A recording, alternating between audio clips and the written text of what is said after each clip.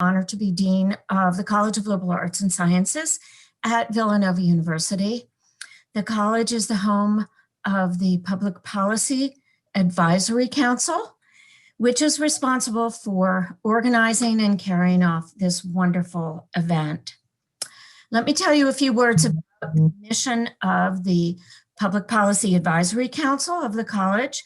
It is to help our students thrive in places like DC with the help of our passionate and powerful Villanova alumni network. The council accomplishes this through programs like Villanova on the Hill, which is run every October during fall break, except alas for this one, and the summer internship stipend program, which enables students to take unpaid internships in DC to discover their passion for public policy and government service. They also help us carry off events like this one, bringing together students, alumni, faculty, and friends for what I'm sure will be a vibrant discussion about our election and our political system in general. In case you haven't heard, we are only a week away from Election Day, and so we're extraordinarily fortunate to have Jonathan Martin with us tonight to share his experience and insight as a journalist who has been covering the presidential campaign every day. Jonathan, or J-Mart, NYC, as he is known on Twitter, is a national political correspondent for the New York Times. Before joining the Times, he served as senior political writer for Politico. He's co-author of the New York Times bestseller, The End of the Line, Romney versus Obama, the 34 days that decided the election. Jonathan's work has been published in the New Republic, National Journal, the Washington Post, and the Wall Street Journal, of course, as well as the New York Times. And he has appeared frequently as a political analyst on television and radio. Thank you. I'm told he's working on a new book. Yes. With his New York Times colleague, Alex Burns. I hope you will tell us more about that, Jonathan. Yeah. It sounds very intriguing. Yeah. This is slated to come out in 2022. Right. And I'm quoting here, it aims to be the definitive assessment of the 2020 election as a turning point in American politics.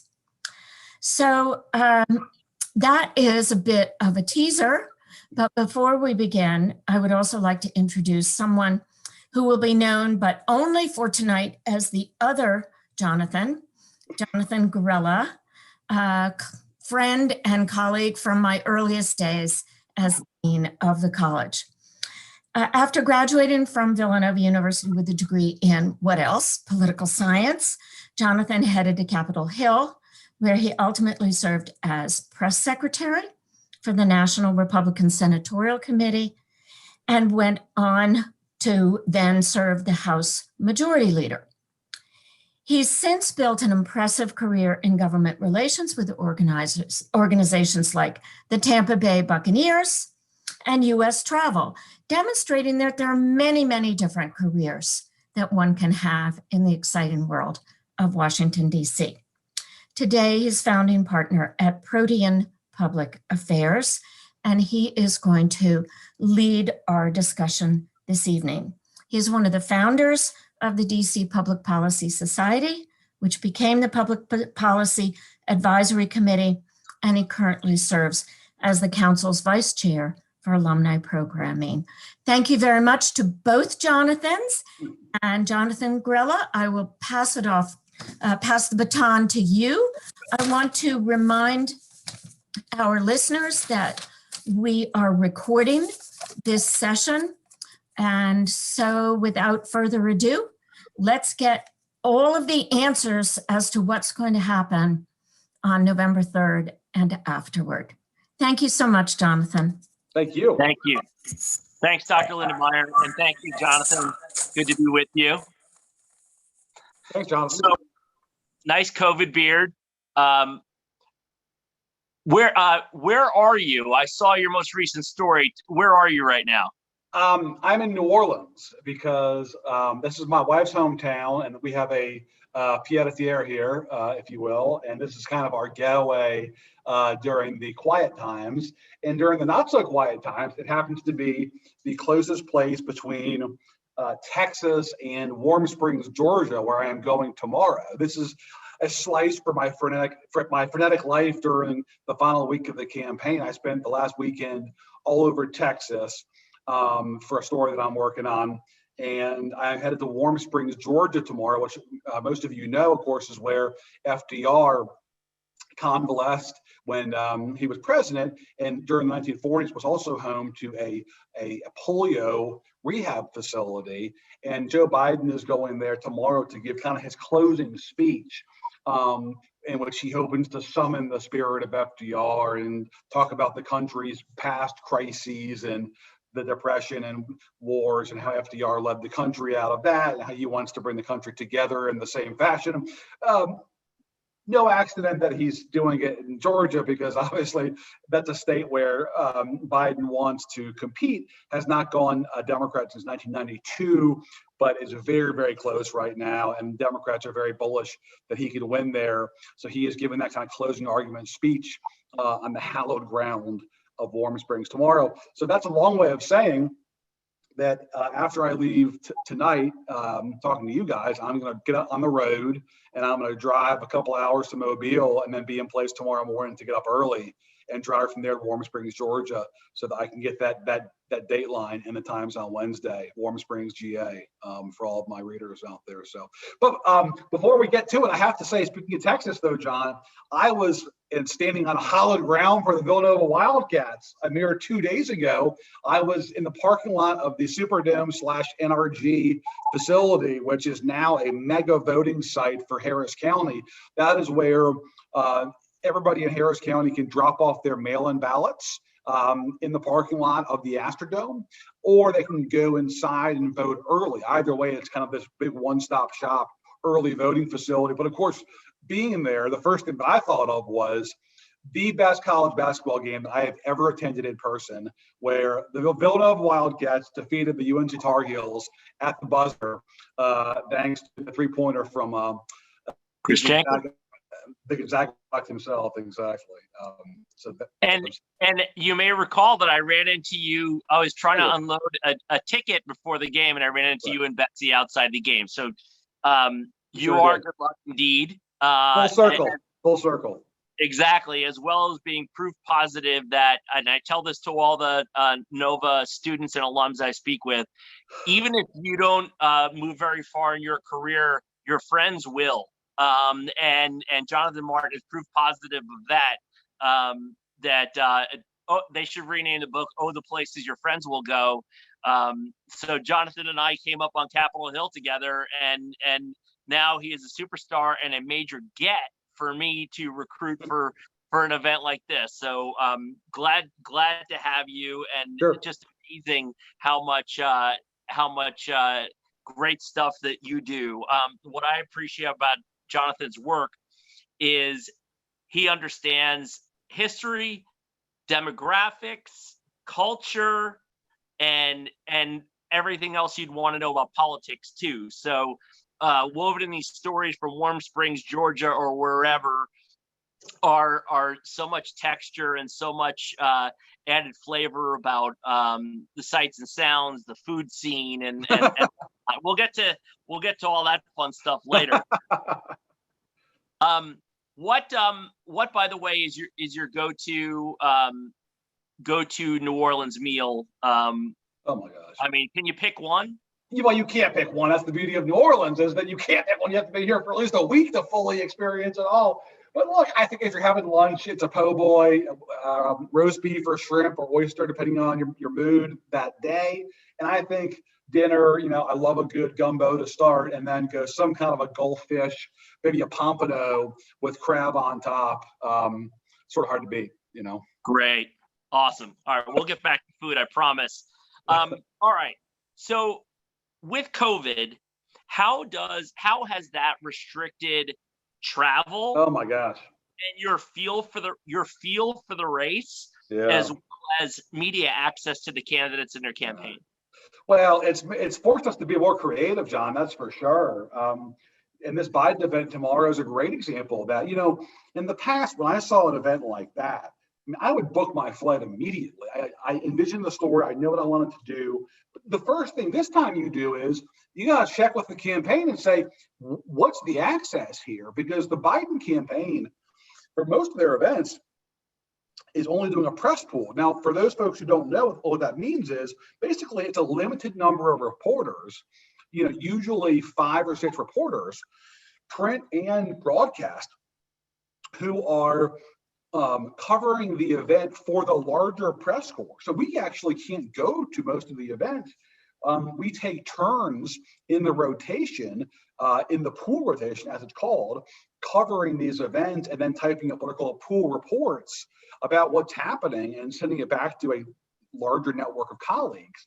So unless you happen to be in the pool that day, your news organization does, you're only seeing the Biden events either online or TV or via these email summaries that you're getting from your colleagues who are there. So that is much different. Now, thankfully, tomorrow they're broadening it out because it's an outdoor event. But that has changed things. That, you know, Trump is going forward. He hasn't really changed his events. You know, obviously they're more outside. They're mostly airplane hangars, but they're open press. You can watch them on TV. You can watch them on the press riser. The challenge with covering Trump events is he doesn't enforce mask wearing. He doesn't enforce distancing. So if you're going to those events, you know, you're taking a real risk. As we've seen with his White House, his VP obviously having outbreaks of COVID. So with Biden, there's less access because if he is sort of taking the protocols very seriously. And with Trump, there's still plenty of access. But if you go, you're taking a risk. So it's much different, much different. You got to be, you know, more creative. And that's part of the reason why I was down in Texas. And I hope you guys read my story later in the week. I spent 3 days in the state, 3 different parts of the state. And mostly talking to voters and local officials, you know, and I don't mind doing that because you see a different part of the campaign when you're not in the campaign bubble with the candidates. You're talking to folks on the ground. You're talking to voters who are showing up at early voting locations and just talking to them about what they're doing. And so to me, it's a different way of covering the race. You know, it's kind of fun. Yeah. How much different does the race feel on the ground versus how it feels on social media? Oh, much different. I mean, the average Americans don't follow politics that closely, right? I mean, they're not living with every up and down. I mean, you know, like this whole deal about Biden calling a lid, which has become kind of like a hashtag, I guess, on social media, a meme, if you will. You know, I was in Brownsville, Texas, and I don't think anybody's aware of Biden calling lids and not campaigning in a given day. You know, they know the rough outlines of what Trump says and some of the big things, and they obviously the COVID deal is all too familiar. But no, I mean, you know, they aren't following it every day like us nerds. You know, that's for sure. Yeah. Does the horse race or the issue mix feel different from what we are seeing on social media or cable? I think it's more COVID oriented, and especially in a place like Texas. You talk to voters and they bring up Trump's handling of that. If they don't like Biden, they often bring up, you know, the fact that Biden's been around for a while. And that, you know, they don't like liberals. But those are things that you would hear in sort of any conventional campaign. What's different is just how COVID comes up with most voters because they're living this. It's part of their daily lives. I mean, it's obviously shaped. I mean, there's not been an issue in American politics where literally every voter has been affected like COVID, right? I mean, even World War II, which is probably the closest comparison, you know, there were still some Americans whose lives weren't affected. I mean, not directly. This is an issue that affects everybody's life every day directly. Mm-hmm. And that's why we're having this conversation online instead of in Villanova. And so I think that may be lost perhaps in the sort of insider social media conversation, but among average voters, that's top of mind, Wow. We feel like we're in such a tumultuous time as a society, Yeah. disruption in society, politics, and media. You must feel like we're in some significant times, right? And that you were reporting the news from New York Times at a very significant time. Please, Yeah. if you would, on kind of how you feel we are and what's fixing to change. Yeah, I think that we're going through a transition right now. People are not picking up the paper at their driveway every morning and getting the news from, the headlines, Tony Soprano style, as he walks back up the driveway. And they're not like sitting down and watching like Walter Cronkite at 6:30 every night over a TV dinner and figuring like what happened that day in America. So like, those days are gone, right? But at the same time, we're not totally in like a different phase in which people are not getting most of their news from traditional news organizations. The delivery may be different. Now it may be via links that they click on social media, or maybe on an app or a push alert on their phone. But the original source, the origin for most of this news, is traditional media. So I think that has not changed. I don't know where we're ultimately going, but we're obviously not quite there yet. But we're also not where we used to be either. So I think we're in this kind of metamorphosis. What gives me hope is that because we're in this sort of sea of information now, and people are like mixing their news consumption with their grandkids' ballet pictures. Right. I do kind of hope, and maybe this is the optimist in me, that people will come back to or stay faithful to traditional news organizations, because they're going to want, like possible, they're going to want the genuine article and know like what's real and what's not, because there's so much crap floating around out there now. And they're going to want real news. The delivery method, I think, is challenging, and I think social media and whether or not they're going to be regulated is going to be a huge political issue that crosses traditional partisan boundaries in the next 5 years. Right. Do you find it interesting for the advocates for the First Amendment within journalism and how they feel about this conversation about tech regulation and freedom of speech? And whatnot? I mean, because obviously the instinct of most journalists is support the First Amendment, absolutely. Right. And we cherish free speech, but at the same time, we're competing with this flood of misinformation and literal fake news that floats out there and that is propagated by social media, especially Facebook. And what do you do about that without curbing First Amendment rights? It's a big challenge, and I don't know what the obvious answer is. But I do hope that people continue to turn to traditional news organizations to find out what's happening in the world. And I hope that they keep paying for it, because this stuff doesn't come for free. Running around Texas, going to Warm Springs, I mean, it's not cheap. And not just because of my food tab. That's part of it. But so I hope folks keep paying for news. What worries me is less the Post and the Wall Street Journal. It's more the regional newspapers. It's the Philadelphia Inquirer, it's the Pittsburgh Post Gazette, the Baltimore Sun. That's what worries me, is their financial model and how they stay afloat. That's going to be the challenge going forward, I think. We'll always have national news organizations. People will always want to know what's happening in national politics in the world. What worries me is local and state stuff, Right. So, all right. So let me ask, obviously, since diversity and inclusion have become bigger and bigger topics, how has it affected the work you do in terms of the sources you speak to and just the whole kit and caboodle, if you would? Yeah. I mean, doesn't really change my life, because the great thing about covering politics is that you're already talking to a wide range of people, because that's what the country is.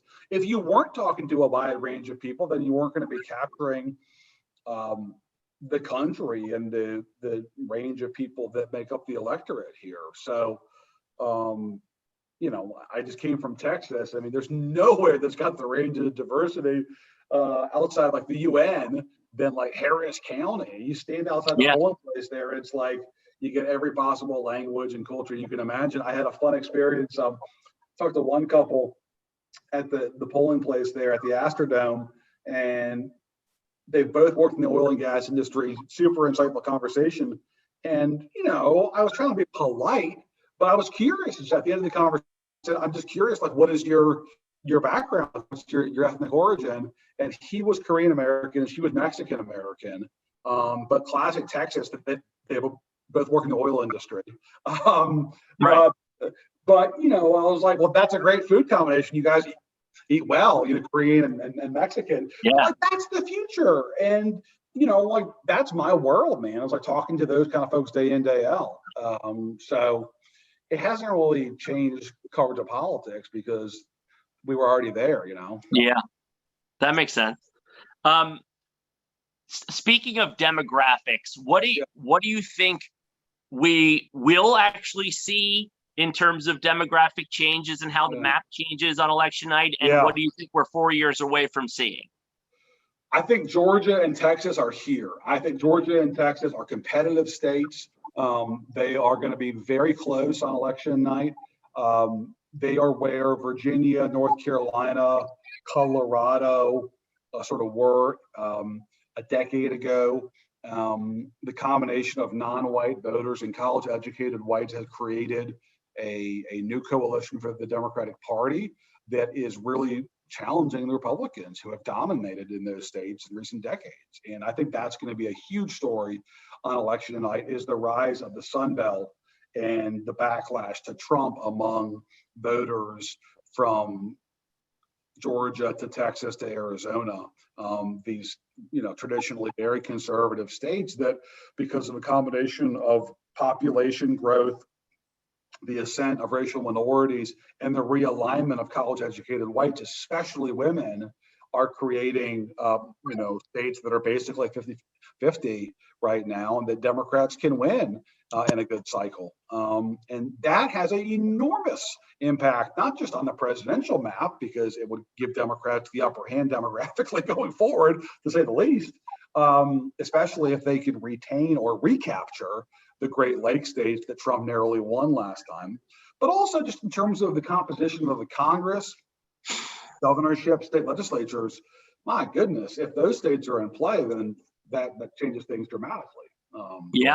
Country. And I think it begs the question of, if Trump does lose, what is the Republican response? Do they try to have the party to make themselves more competitive with college-educated women who are white, with racial minorities in a way that Trump obviously has not been? And how do they do that? I think it's going to be one of the huge questions afterwards. Right. Very interesting. And the conversation, I even saw some of it today, where some people were saying, oh, hey, if this wasn't President Trump, would there have been a President Rubio? And, and what would have been different? Would he have even beaten Hillary Clinton? Right. Yeah.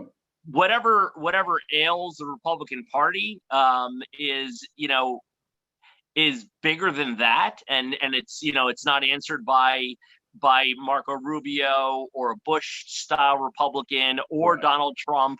But as demographics change, am I correct in saying that demographically no state or region is getting better for conservatives? Well, I mean, it depends, right? Because there's definitely parts of the interior West and the Midwest in which Republicans have shown strength. I mean, 2018, the governor's races in Iowa and Ohio both went to the Republicans, and what were otherwise a good year for Democrats. Those states are obviously competitive now because of Trump's unpopularity, but I think it'll depend in part on working class whites in those states. Do some of them return to their Democratic roots? or do they stay basically as Republicans? Look, if the Republicans can, revive their brand with suburban women and make inroads with Hispanic and Asian voters who have been repelled by Trump, they're going to be a competitive party again. And I think this is really the question, right? Historically, Irish and Italian immigrants in this country were very loyal to the Democratic Party, and especially in the Northeast and Midwest, first, second generation Italian and Irish were like dedicated Democrats, and you saw that in big cities all over the country. Third, fourth generation, you saw the evolution becoming more Republican. And I think the big question that looms over America in the 21st century is, can the Republican Party open its hand and bring Asian and Hispanic immigrants into their coalition in a way that they did with Irish and Italian voters 40 years ago, when Reagan obviously made the inroads that he did. And I think to do that, they're not going to be able to be the kind of anti-immigrant party that too often Trump has led them to be perceived as. You can't be scapegoating refugees and standing up and saying that the Democrats are going to flood your state with refugees, which he does all the time, and be a party that's going to win immigrants and their families. That's a fact. And so to me, that is the big question. Can the Republicans be competitive again? And can they, reshape their imagery on immigration and on diversity in a way that makes them more welcoming for those kind of voters who I think, if you put aside the language and just look at the policy, a lot of them are gettable, Yeah. But they're just not gettable right now, Can you supplement what Trump has brought to the Republican Party with this, or is it? Yeah. Are you choosing one or the other? Well, it's funny. I had a conversation with a very smart Republican about this, who's kind of bracing for Trump to lose. And this is somebody who was never a big Trump fan, but is not a never Trumper. He will vote for Donald Trump. He's a tried and true Republican. And what he basically said is, we've got to keep the best of Trump populism and appeal to working class voters, but we've got to move away from the racial demagoguery. And, we got to keep appealing to sort of the working class and find a way to do that doesn't at the same time alienate the more diverse people in the more diverse communities in this country. And John, easier said than done, right? I mean, that's for sure. I think it's possible, but it's difficult, and it would take a real political talent to do it, and it would take Democrats screwing up, which is possible. But I think that is what you'll hear. I think, John, if Trump does lose, I think you will hear a lot of that afterwards. We've got to keep the best of Trump populism, keep that working class demographic in our coalition, but we've got to shed the demagoguery on race so that we can broaden the coalition beyond white people. Right. So based on what you're saying, I'm not asking for nominees next time around yet. Are we talking like Nikki Haley as the pace car? Yeah. I mean, look, there's no question about it that if Trump loses next Tuesday, that somebody like Nikki Haley, the daughter of Indian immigrants, is not going to be shy about saying the Republican Party has got to reflect the country. Our nominee has got to reflect the country. They're not going to call me a racist. I don't know if she'll say it in so many words, John, but that clearly is going to be the case that somebody like that makes. And if the gender gap is as bad as it looks right now in the polls, she'll probably have an audience for that kind of message. Yeah. And I should also add Governor Haley or Ambassador Haley as a Villanova mom. I've come to learn too. Crucial information. That is. So I don't want you to be the only one enlightening the audience. There's always a local angle, man. Local angle. Right. I love it. Right. What would be your diagnosis, since we're putting everybody on the couch, of what is keeping the Democrat Party from being the permanent majority party for the foreseeable future? Because America has competitive parties and competitive elections. Because both parties have proven really durable, and eventually circumstances and missteps will help the other party. It just has happened. I mean, you think about this. Barry Goldwater got blown out in 1964 by Lyndon Johnson. 8 years later, Nixon won 49 states. So the same party that was decimated in 64 then routed the opposition 8 years later. Now, look, these are different times. They're more polarized times. The idea of a 49 state landslide is like, dinosaur era to us. It's just never going to happen in our lifetimes. So I think there's less elasticity, to borrow a political nerd term, in today's electorate than there was back then. But the pendulum does still swing. And I think there's still a slice of the electorate that's in the ideological center that does not want excesses, that does not want sort of overreach, that is going to be willing to vote for either party. And I think what keeps the Democrats from establishing an enduring majority is the possibility that the Republicans can run on their mistakes, that the Republicans can run on not being Democrats, which is to say we're not liberals, and a lot of the country isn't liberal. And to come back to what I said earlier, politics is a customer service industry, and the Republicans are going to want to serve the customers. And they look at the country and they realize that the customers look different now than they used to look, and they're going to, at some point, accommodate that. And that's why I think that some kind of reform in the party is inevitable. And by the way, after Romney lost to Obama in 2012, the second time that the Republicans had lost the presidency in a row, there was a reform commission impaneled by the RNC.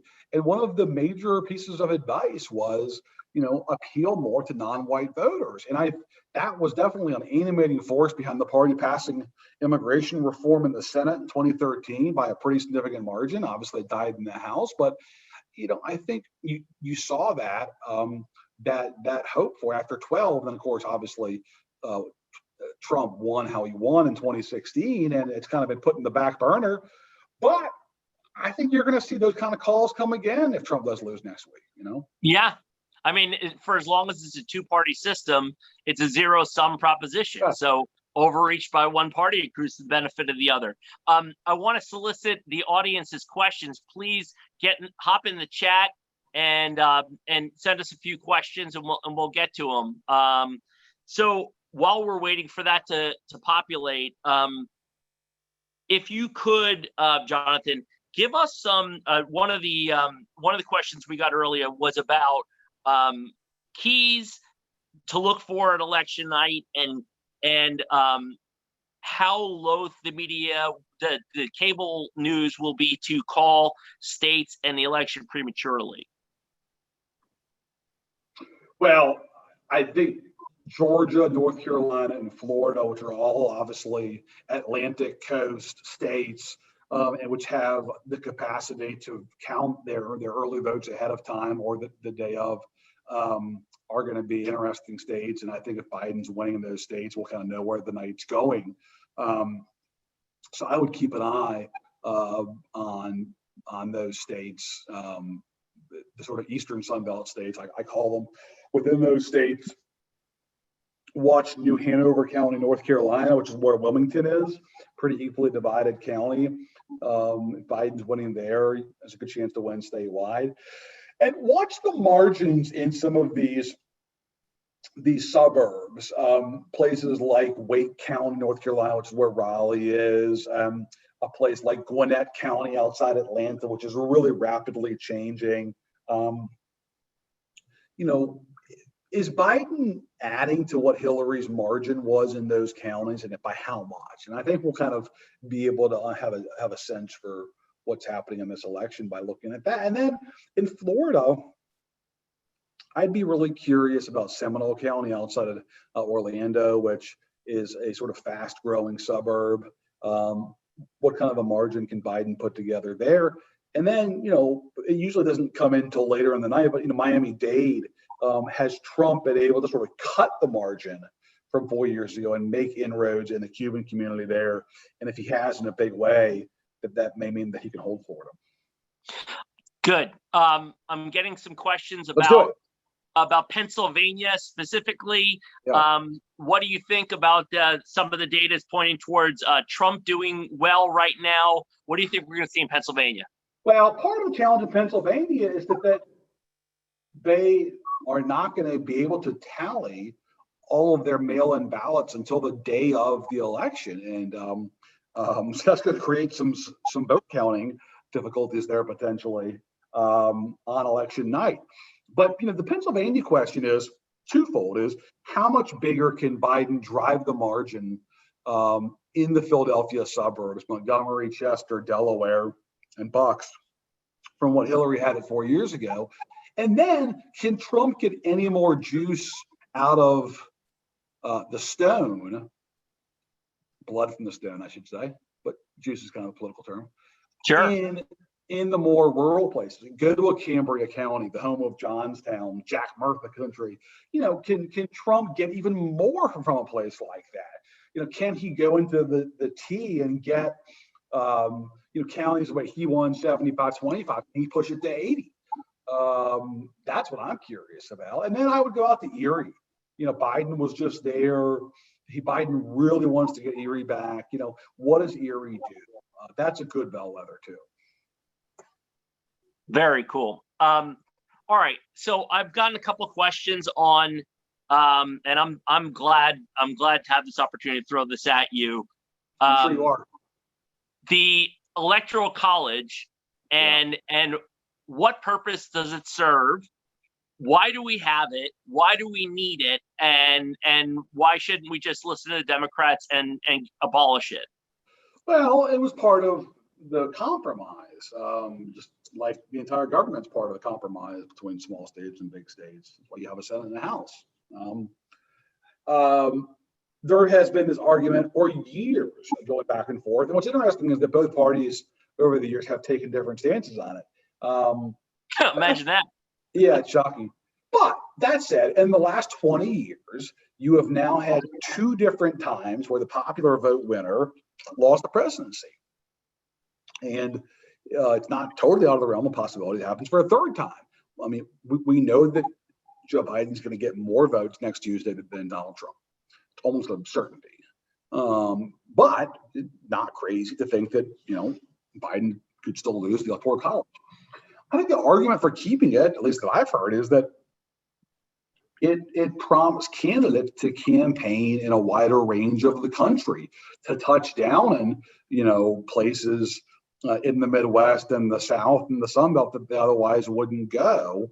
And if this was just a popular vote contest, that the candidates would camp out in their most fertile territory and just try to drive margins instead of trying to go into more competitive parts of the country and persuade voters. I'm not sure how that's going to hold up in the long term, but that's certainly the argument. Right. What's your sense for clarity from a legal standpoint about how long before we're going to know, and what is the sort of nightmare scenario in terms of weeks or days or weeks without clarity? I'm not sure that it'll be weeks. I think unless there's some major snafu in counting the ballots in these states that aren't used to doing mail ballots, like Pennsylvania, I think we'll know fairly quickly, perhaps even the night of or the day after. Again, if Biden is winning North Carolina, Georgia, and Florida on election night, it's not going to leave that much suspense.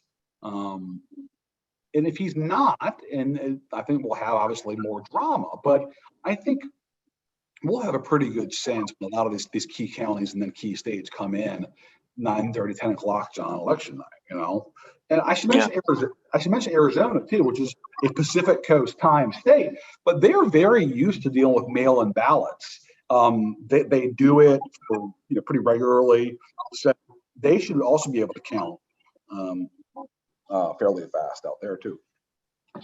All right. I'm folding together in the interest of efficiency, some of the questions we've gotten. Trump and the senior vote, Yeah. Biden and I'm sorry, and also Trump in a more positive way. How has Trump outperformed Romney with minorities? I think that remains to be seen. I'm not convinced that that's going to happen yet, but I think it's certainly possible. And I think the answer, if it does happen, is easy. It's men. It's men. That is Trump's his dominance in this country is with working class white men.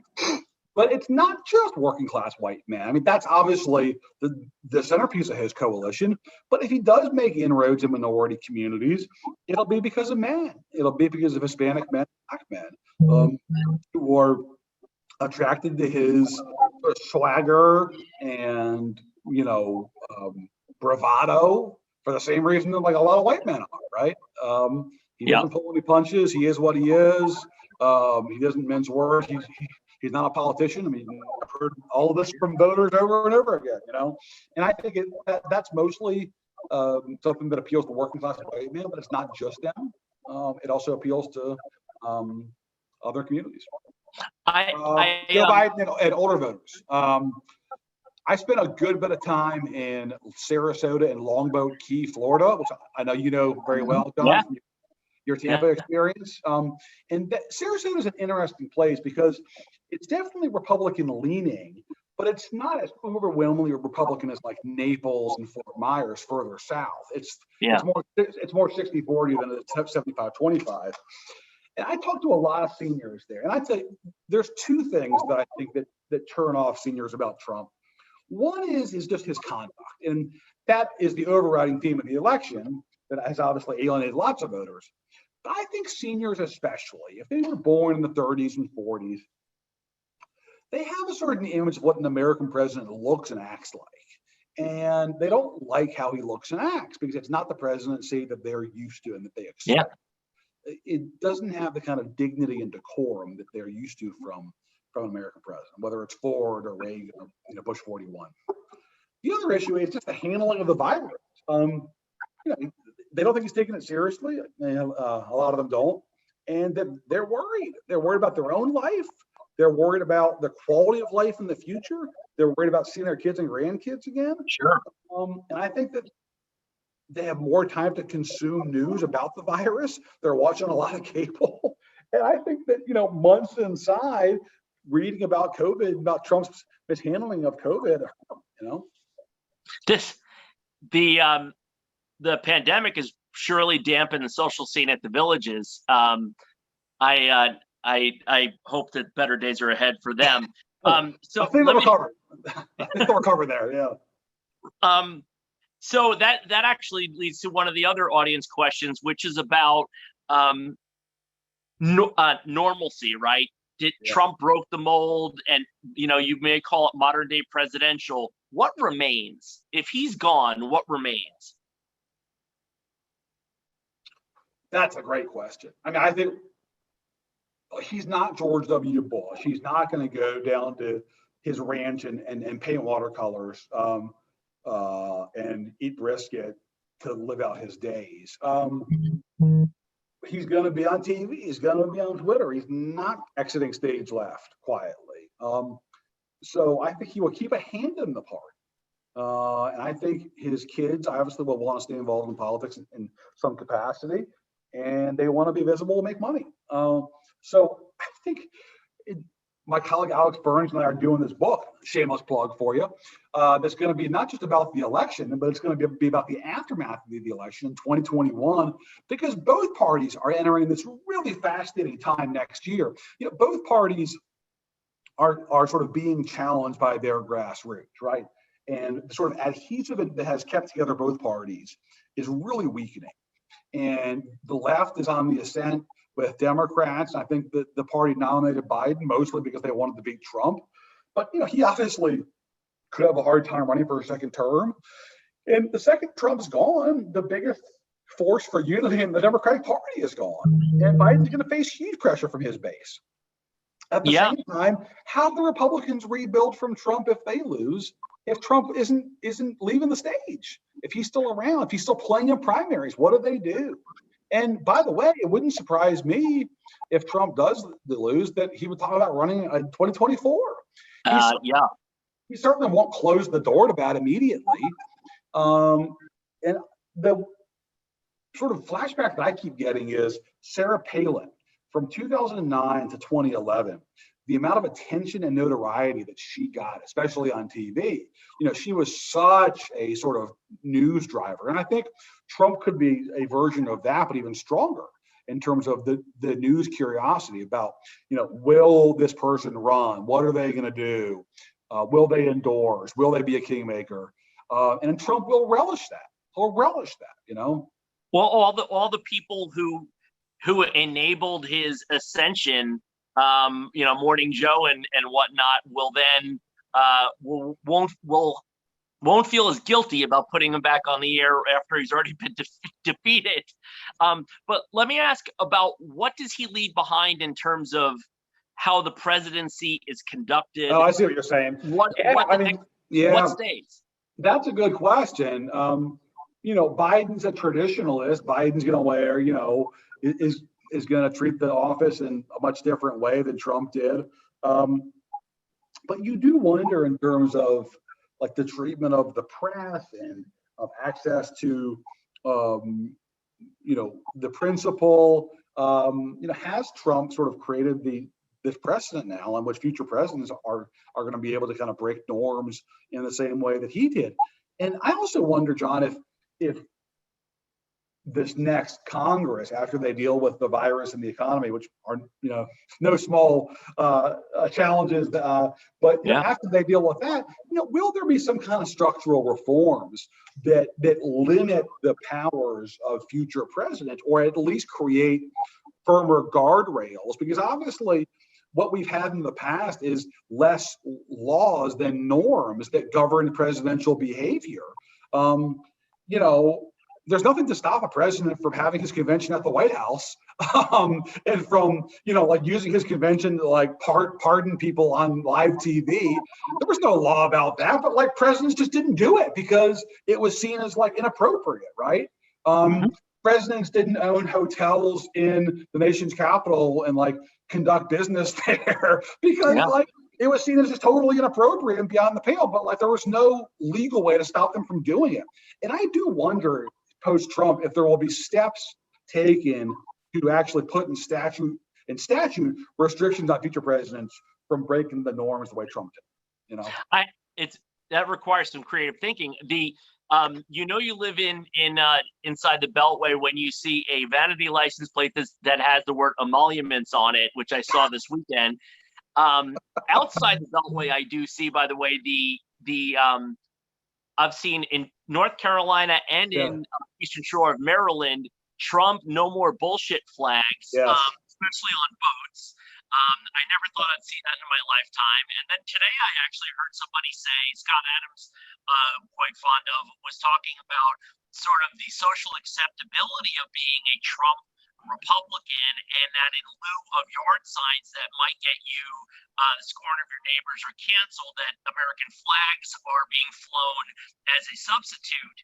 And I'm wondering how wrong I was. I'm sure in Montgomery County, Maryland, I'm not that wrong in that I've not seen one Trump sign, purely Biden-Harris signs, and maybe one of the only houses that didn't have a Biden-Harris sign was Judge Kavanaugh's, or Justice Kavanaugh's house, a couple blocks away. I mean, what do you think about the social acceptability of being a Republican or a conservative or a MAGA Republican right now? Great question.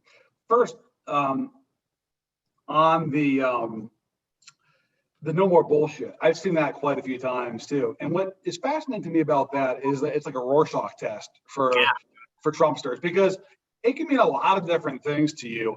It can mean things that are, totally normal and conventional. He's a straight talker. He's not a politician. But it can also mean some really sort of dark and unfortunate things too. It just depends how you interpret it, right? But that's Trump, is it depends how you interpret it.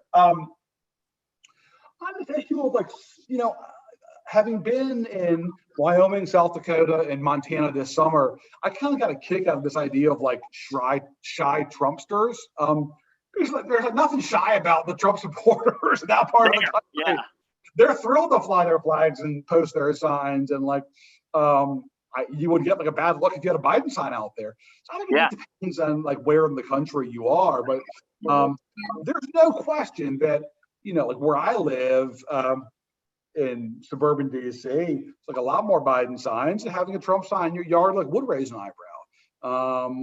And I think that there's definitely something to that. And I've heard the same thing about flying the American flag too from non-political friends, where sort of being for Trump is not acceptable. I think that reflects a politics as religion sort of moment that we're in. There's this great polling question. About would you be upset if your son or daughter married somebody of a different religion? And, back in the day, the polling on that question was like pretty pronounced and depressing. People would be, very upset if their kid married somebody of a different religion. The same question about if your son or daughter married somebody of a different political party, back in the day, nobody really cared because the differences were, it was like chocolate or vanilla. Like, some people are Dems and some people are Republicans.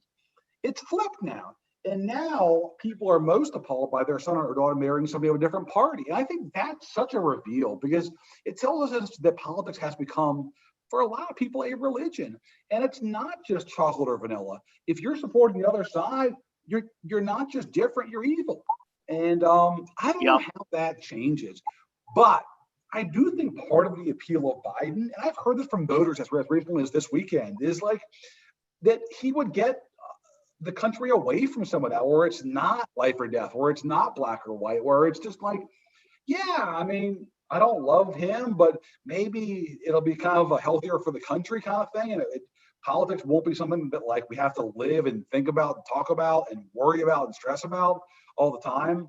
I think that's part of his appeal, because we have now gotten to a point where it is so definitional as to who you are and your identity now in a way that it never was before. Like the idea of like people coming to blows or like awkward family gatherings between, like Bush and Gore or Bush and Kerry. I mean, obviously there were preferences between those two candidates, but like life went on, right? I mean, it was just one element of American life. There was sports, there was movies, there was other stuff going on. Like nobody was, or not nobody, but like there was a lot less intensity around those elections, right? Right. If my in-laws weren't watching right now, I would tell you that my wife's family were heavily Democratic and Jewish. So I walked in that same situation and remember them saying, I have more of a problem with you being a Republican than I do with you being Catholic. Right, exactly. And 50 years ago, it would have been the opposite, right? Yeah, that's very interesting. All right, so as much as we talk about the country being divided so heavily and people seeking out news and other people